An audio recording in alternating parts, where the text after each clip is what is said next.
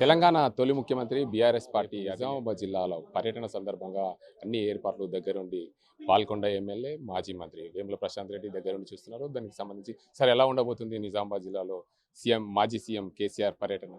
తెలంగాణ తొలి ముఖ్యమంత్రి BRS party అధ్యక్షులు కేసీఆర్ గారి నిజామాబాద్ మొదలవుతా ఉన్నది. నిజామాబాద్ పట్టణానికి వస్తారు. నిజామాబాద్ జిల్లాలో రేపు ఉంటుంది. అది నా భూతో నా భవిష్యత్ లాగా ఉంటుంది. చాలా బ్రహ్మాండంగా ఉంటుంది. ఇప్పటికే కేసీఆర్ గారు రాష్ట్రంలో చాలా చోట్ల రోడ్ షోలు, కార్నర్ మీటింగ్లు చేసినారు. ఇప్పటి మట్టుకు తెలంగాణ రాష్ట్ర చరిత్రలో అటువంటి కార్నర్ మీటింగ్లు, అటువంటి రోడ్ షోలు ఎక్కడ కూడా జరగలేదు. అంత గొప్పగా జరుగుతున్నాయి. డెఫినెట్గా అంతే గొప్పగా నిజామాబాద్లో కూడా జరుగుతుందని మాకు పూర్తి విశ్వాసం ఉన్నది. అయితే తెలంగాణ తొలి ముఖ్యమంత్రి కేసీఆర్ బయటికి వెళ్ళిన తర్వాత ప్రజల బ్రహ్మరథం పడుతున్న సంగతి తెలిసిందే. అయితే నిజామాబాద్ జిల్లాలో ఎలా ఉండబోతుంది? తప్పకుండా నిజామాబాద్ జిల్లా మొదటి నుంచి కూడా బీఆర్ఎస్ పార్టీకి అడ్డా.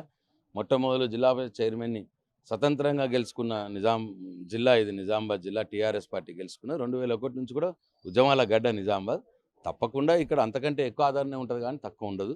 డెఫినెట్గా మా నిజామాబాద్ జిల్లా పార్టీ కార్యకర్తలు ఎంతో ఎగ్జైట్మెంట్తో చూస్తున్నారు. ఎప్పుడెప్పుడు వస్తాడా కేసీఆర్, ఎప్పుడెప్పుడు వారిని హత్తుకుందామా, వారిని చూద్దామా, వారి మాటలు విందామా, వారితో కలిసి నడుద్దామా, ఇట్లా ఎన్ని ఆశలతో ఉన్నారో మా పార్టీ కార్యకర్తలు.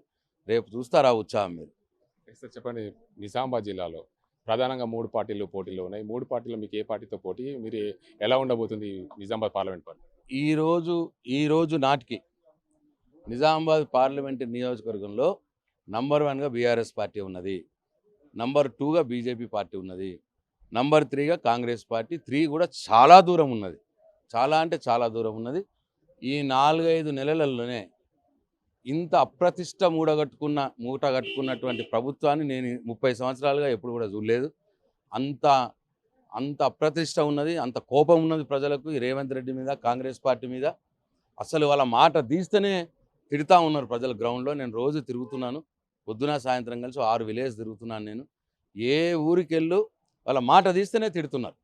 రేవంత్ రెడ్డి అనగానే హ్యాపో ఊరు పోడు అట్లా తిడుతున్నారు. ఇక మొత్తంకే మూడో ప్లేస్ కూడా అతి దారుణంగా పోతుంది చూడండి. 15%, 16% డిపాజిట్ కూడా వస్తుందో రాదో అన్న పరిస్థితిలో ఇవాళ కాంగ్రెస్ పార్టీ ఉన్నది నిజామాబాద్ పార్లమెంట్ నియోజకవర్గంలో.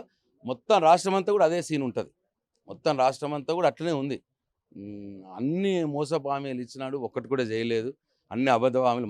ఇప్పుడు ఇంకో డేట్లు పెడుతున్నాడు, 2 డేట్లు పెడుతున్నాడు, దేవుళ్ళ మీద ఒట్లు పెడుతున్నాడు. చేసేవాడైతే దేవుళ్ళ మీద ఒట్లు ఎందుకు పెట్టాలి? చేసి చూపించచ్చు కదా, ఎందుకు దేవుళ్ళ మీద ఒట్లు పెట్టాలి? అట్లా అర్థమైపోతూ ఉన్నది ప్రజలకు.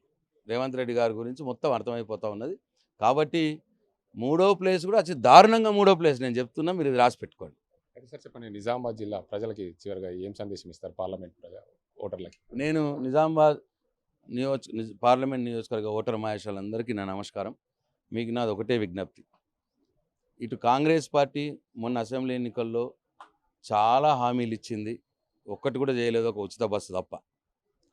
అట్లనే బీజేపీ పార్టీ గత 5 సంవత్సరాల క్రితం ఎన్నికల్లో వచ్చినప్పుడు అరవింద్ గారు పసుబోర్డు తెస్తా అన్నాడు, 5 రోజుల్లో తేలేదు. 5 సంవత్సరాలు అయిపోయింది, తేలేదు. అట్లనే స్కిల్ డెవలప్మెంట్ సెంటర్లు ఓపెన్ చేపిస్తా అన్నాడు, ఓపెన్ చేపియలేదు యువత కోసం. అట్లనే రాష్ట్ర ప్రభుత్వంతో సంబంధం లేకుండా 1,00,000 ఇళ్ళు కట్టిస్తా అన్నాడు, నిజామాబాద్ పార్లమెంట్ నియోజకవర్గంలో ఒక్క ఇల్లు కట్టియలేదు. ఇట్లా కాంగ్రెస్ పార్టీ, బీజేపీ పార్టీ ప్రజలకు హామీలు ఇచ్చి ఓట్లు దండుకొని మోసం చేసిన పార్టీలు. కాబట్టి ఇవాళ టీఆర్ఎస్ పార్టీకి ఓటేసి వాళ్ళకు సురుకు పెట్టుర్రి, వాళ్ళకు భయం పెట్టుర్రి. ఆ 2 పార్టీలు భయం పెడితే వాళ్ళు ఇచ్చినటువంటి హామీలు రేపు రాబోయే రోజుల్లోనైనా అమలు చేయడానికి ప్రయత్నం చేస్తారు.